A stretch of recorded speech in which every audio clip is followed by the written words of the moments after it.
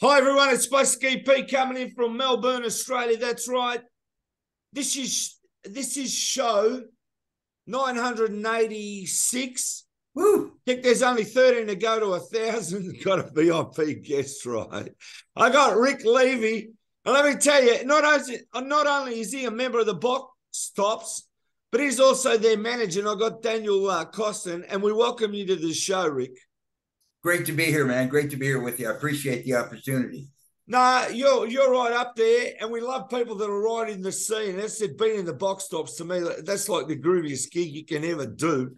And also, I've been doing this I've been touring for 40 some years, and I've been blessed. I've been with Peter Noon, I've been with Tommy Rowe, I've been with Bo Diddley, I've been with Jay and the Techniques, Freddie Cannon, but this thing with the Box Tops is pretty special, man. This thing is great. It's a great band, great songs. And we have two of the founding members, which is, getting more and more rare.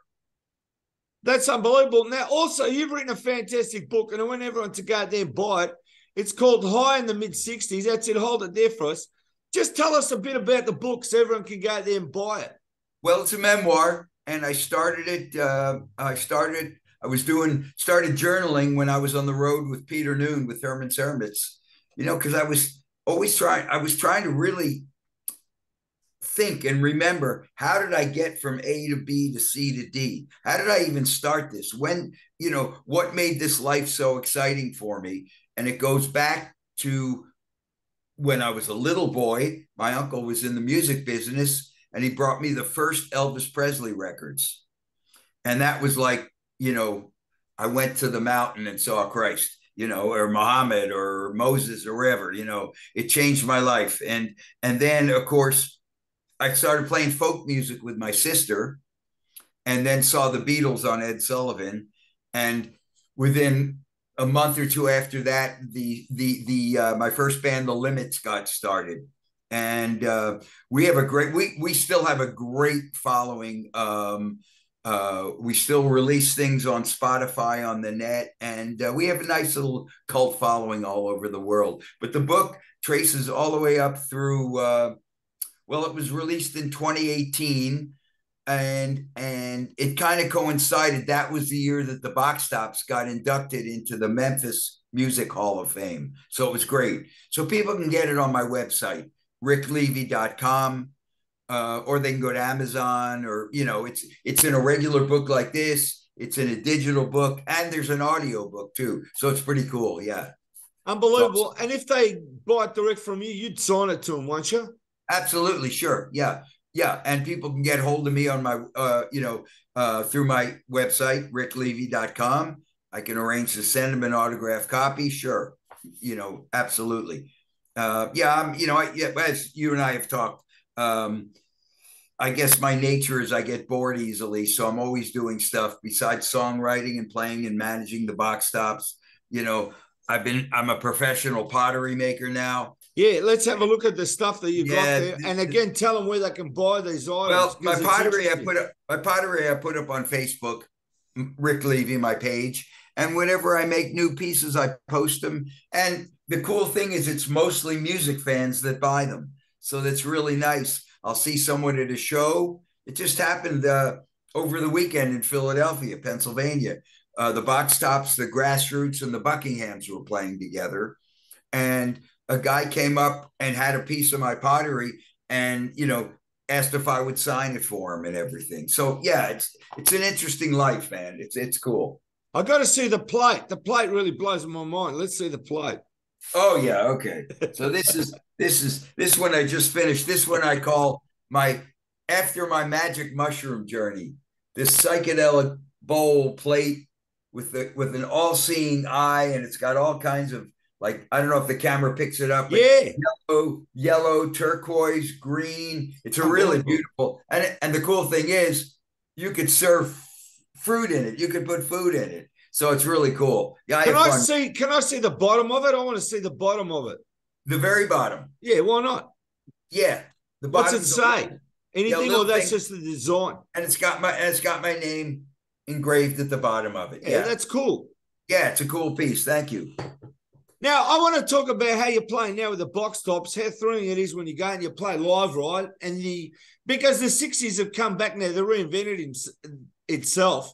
And everybody, especially I'm saying, there's a revolution happening on YouTube. I don't know if you know that with videos. But the old videos, people are bringing them back in 4K and redoing the sound, and they're more magnificent now than when they came out. That's what's currently happening. Wow, no, I didn't know that. I didn't know that. There's a revolution happening with all the video clips. People are going out of their way to do it. It's just like amazing. So if you go back, you might find the 4K box tops clips. And I got to tell you, songs like The Letter and that, I grew up with these songs. I'm a baby boomer, right? And when those songs came on the radio for the first time, this blew me away. Well, here's the thing about me. I never had a hit record myself. I always say that I'm the bridesmaid, not the bride. But for me, my first band, we played The Letter. We played Dizzy. We played Sheila. We played Palisades Park. And then I toured with all these guys. I managed all these acts. And for me, it's a great sense of accomplishment that I helped keep them performing. And, like with the box tops, we use a live horn section. We don't use any synthesizers or any of that. We get real live horn players for our show. And it makes a difference. It makes a big difference. And if we ever get down to Australia, people will get to see us. That's great. I'm sure Australia want to see it. Daniel. Talk a little bit, Rick, about your job, not only as a manager and a member then, but also a band leader. You've been a band leader for Peter Noon, including the Box Tops. Right. Talk about the role, not only as a member of the band, but also somebody who's overseeing the sound. Well, it's a lot of stuff. And I don't know why I got interested in the business part of it as a kid, but I did. With the limits, we needed a manager. Okay, I'll do it, and I found I liked it. I found I wanted to know about royalties and publishing and contracts, and I was fascinated. All the acts got screwed back then. Every act, from the Beatles to the Stones to the smaller acts, and but it requires, you got to really know how to separate things, because sometimes I'll get so wrapped up in the business, trying to get a contract just right, trying to get the back line at the show just right, that, I'm not fully present performing, and I have to be fully present performing. So I've gotten that down now. I can get the stuff done before I leave and go to the airport and, meet the guys for a show. But what's really nice is, over the years, the promoters, I think they appreciate that there's someone on site, on stage. If there's a problem that goes wrong, I'm there to solve it right then and there, And I also did it, frankly, because I figured there's always going to be a better guitar player. There's always going to be a better singer coming up the road, but not many musicians want to take on that job of the business side. So I fit in, whether it was with the 3 or 4 years with Peter Noon or the 20 years on and off with Tommy Rowe. My job was that, so when Tommy or Peter, or in the Box Tops case, Bill Cunningham and Gary Talley, the founding, when they walk on stage, all they've got to do is do the show. They don't have to worry about the other stuff. And, it can be a pain in the ass, to be honest with you. But, it's got to get done, and I'll do it. I do it. And so I think it made me a little more valuable, a commodity, and who knows how long we have left. Nobody thought we'd be playing this long anyway. I mean, coming 60 years after a record was released, we're still playing dates. We're still doing shows. It's crazy, but as long as we're healthy enough to do it, we're going to do it, I just got to say, because of COVID, people want to see live acts now more than ever.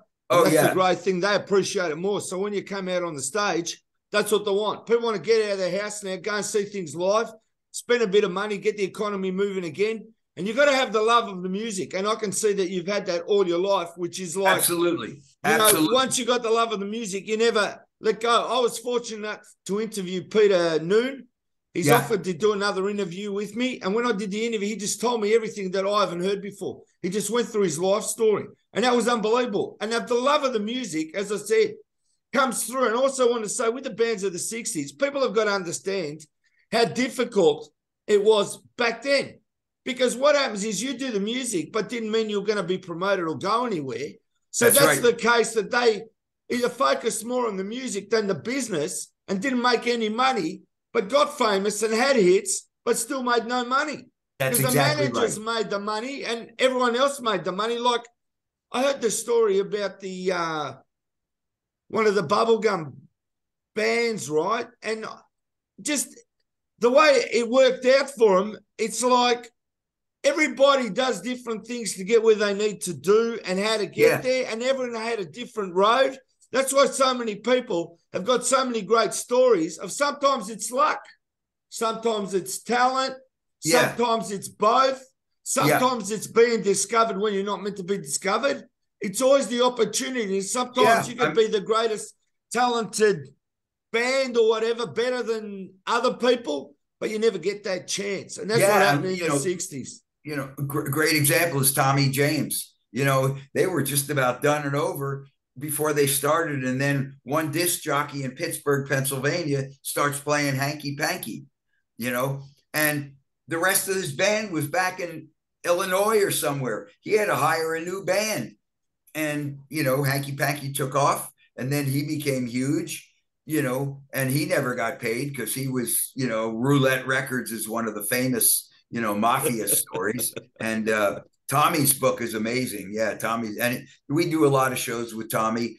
It's fun because, you know, these guys were my heroes and now they're my friends. You know, we're about the same age. They're a few years older than me. But you know, it's like I want them, whoever I'm working with, I want them to be proud of the job that we're all doing. When we go out on stage, you know, we're not faking it. We're not phoning it in. You know, it's, you know, we're doing it real. We're doing it real. Yeah. That's the only word I could put for it.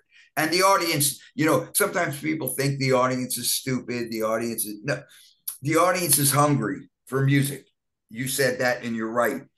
Because there's a lot of acts out there without any original members, or they're phony acts, tribute acts, and that's okay. People just want to hear the songs. But when you have an act that has some original people in it, that's something extra. That's something extra, you know? So, yeah, I mean, every time we go out, it's like, you know, it's just, okay, we got this job to do. We're going to do it the best we can possibly do it. You know, we Box Tops did over COVID, because we couldn't play, we recorded a CD to sell at shows. You know, we remade all the hits and then other songs we do at the shows. And it was such an interesting thing because we could email the tracks to each other. You know, we didn't have to be together to make the album, you know, and it sounds great. You know, it sounds super. And all the acts did that over COVID. We all needed something to do. We'd make a record, do this, do that, you know. So, it's, I just feel, you know, blessed.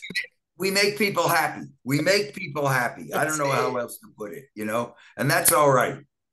You feel blessed from the music and what you're doing. Daniel. Well, to that point, talk about that first recording session you did with the Box Tops. You know, I've gotten to work with new material with the Circle, some archive recordings with the Left Bank, and there's just joy that comes out of hearing these new songs emerge and come to life. So talk about those sessions. Yeah, well, we had a particular challenge, and that was that Alex Chilton died. Yeah, you know, who was the lead singer. So you know, for until we brought it back together, there was a period of maybe 5 years after he had passed. And then Bill and Gary and we sat down and said, well, what do we want to do? Because I was getting calls all the time for the Box Tops. And, you know, it's funny because we put 2 phony groups out of business. We owned the trademark, and there were 2 groups performing here and there as the box top. So we said, all right, no one can sing exactly like Alex Chilton. There's no point in trying to do that. Let's honor the songs, the Memphis style, and the talent that we have in the group, which is, today, we all play better than we did as kids. So the performances, were great. The ability to, be able to, share the tracks online with everybody on a computer and instantly change something, it's great. It made it so easy, and but and then last year we did our first ever Christmas CD. Never, the box tops never had done one in 50 years. So we did a Christmas CD, and why not? So every holiday we can add a new song to it, sell it at shows, sell it on the website. We have a lot of rapport with our friends / fans, because most of the fans become your friends, because you see them at shows. They're if someone in the band gets sick, they're really gracious, sending you good wishes and everything like that. It's not like, it's a different thing than it was when we were all young kids and we were all just trying to get laid. It's just a different thing. It's a family thing, and I know I don't want to see it end. I mean, there'll be a time I will, and I know for me, if I feel that I can't do my job, that's when I'll retire from it. If I feel that I can't sing and play, then I won't embarrass myself or any other people. And I think most of the guys in the box tops feel the same way. I got to say, fan interaction is everything today in 2023, and getting there and getting close to fans is what people want. But exactly. Even if you're not, as I said, you've got two members of the original band. I mean, you do a concert, you sit down, you do a signing, you're talking to people. That's the best promotion you can do in the world. Absolutely. I mean, people want to be close to their music. And you putting that music out, even in 2023, they're still close to you. And that's a love. That's a love from the fans to the band of their band and the music. Yeah, and I'm so proud of the guys. I mean, listen, I'm obviously I'm part of the band, but I'm not an original member. But we just found out that we're getting honored in Memphis in a couple months with a brass music note on Beale Street. They have, like, up and down Beale Street, they'll have brass notes, Elvis Presley, Otis Redding, Sam and Dave. Well, the box tops are going to be on there. Now, I feel good about it, but I can only imagine how Bill and Gary feel about it, who started the band. So to be part of that is an amazing thing. I mean, that's like a tribute to Alex too, I mean, how big is that? Yeah, and you can't take it for granted. You can't take it for granted. You can't start cutting corners on the show, because you know what? The fans will tell you. Why'd you do this? This didn't sound so good. I mean, they're pretty bold nowadays. They are pretty bold. They'll, if they, it's like, why aren't you playing this song? Or, we started playing album cuts that we didn't think anybody would want to hear. And we did that because fans were asking for it in the show. Songs that weren't, big chart hits, but songs that were, hits. And, and then you never know what's like the Neon Rainbow, which is one of my favorite box top songs. Well, that's still being used in the UK for one of the phone companies. So it's like you never know where the song is going to show up. Having a song as big as The Letter is very rare. I mean, that's like one of the biggest songs of the decade, of all pop history. So how do you follow that up? Well, the guys had Cry Like a Baby and Soul Deep and Neon Rainbow and so it's a pretty significant band. There's no doubt about it. I think between Alex and the Box Tops and Big Star, that collaboration should all be in the Hall of Fame, the Rock and Roll Hall of Fame. But I don't care. We're in the Memphis Hall of Fame, and that's probably more.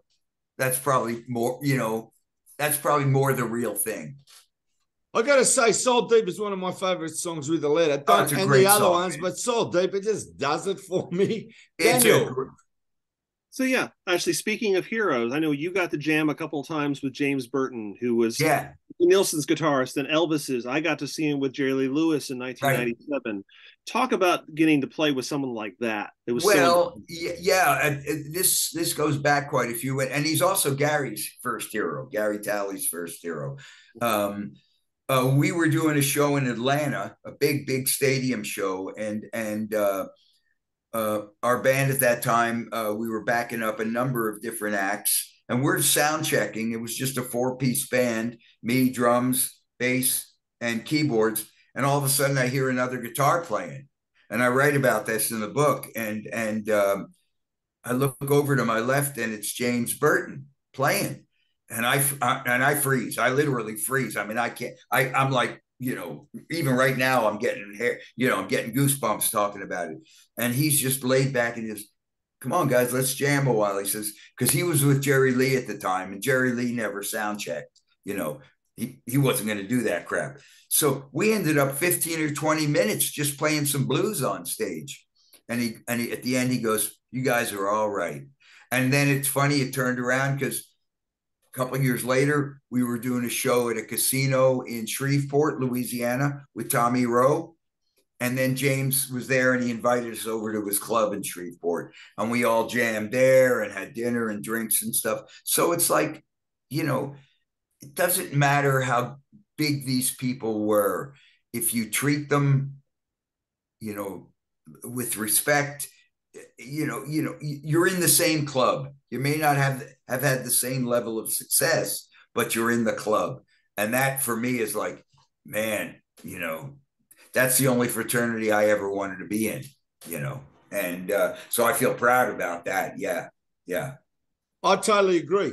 Now, I just want to say, we want to thank you so much for being on the show, Rick. And what I'd like you to do is just show the book one more time and tell them where they can get that and your pottery. That's a fantastic book. The book is called High in the Mid-60s, How to Have a Fabulous Life in Music Without Being Famous, which is kind of my story. I'm like second, I'm second line, but it's a great read. You can go to my site, ricklevy.com, or just go to Amazon.